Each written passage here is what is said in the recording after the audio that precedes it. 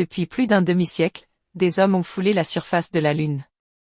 Entre 1969 et 1972, 6 missions Apollo se sont posées sur des régions très différentes de notre satellite. Sur cette Lune pleine, apparaissent les lieux où l'humanité a laissé ses premières traces.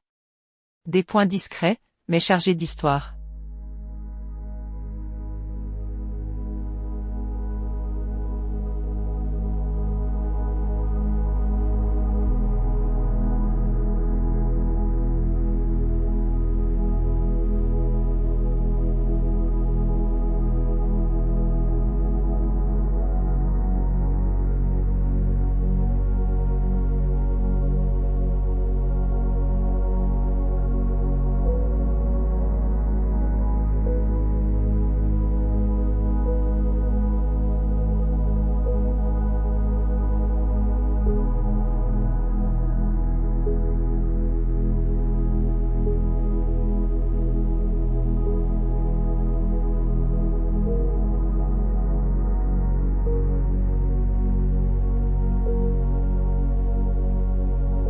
Commençons par la première mission.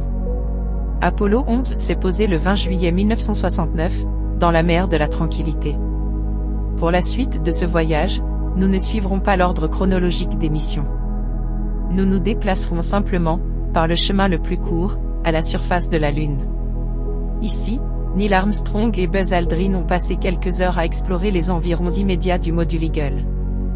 À proximité du site d'atterrissage, 3 petits cratères sont visibles. Le plus grand, Armstrong, mesure environ 5 km sur 3. Les 2 autres, Aldrin et Collins, mesurent près de 3 km sur 2.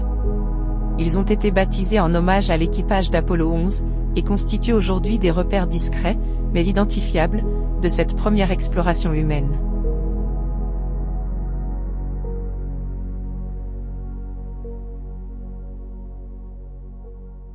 Apollo 16 s'est posé le 21 avril 1972, dans les hautes terres lunaires, sur le site de Descartes. C'est la seule mission Apollo à avoir exploré exclusivement une région de haut plateau.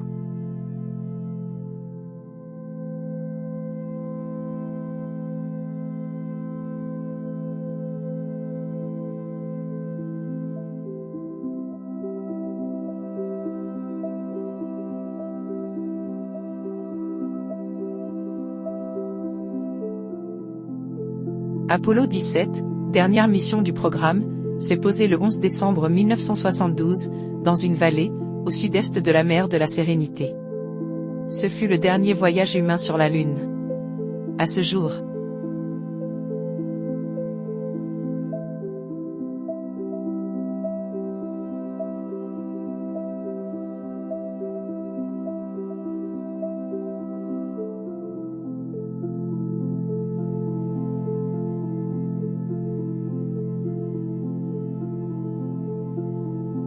Apollo 15 s'est posé le 30 juillet 1971, près de la chaîne des Apennins. Pour la première fois, les astronautes disposaient d'un véhicule électrique, leur permettant de s'éloigner davantage du site d'atterrissage. Ce type de rover fut ensuite utilisé lors des missions Apollo 16 et Apollo 17.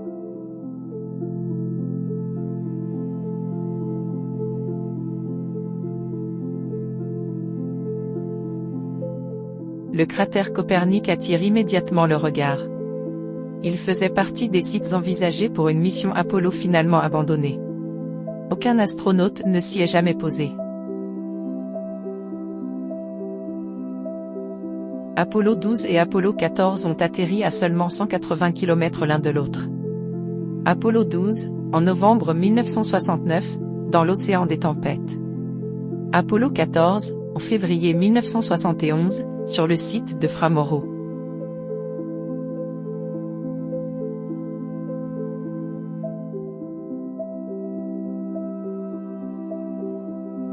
Pour conclure ce voyage, arrêtons-nous dans le Circle Park.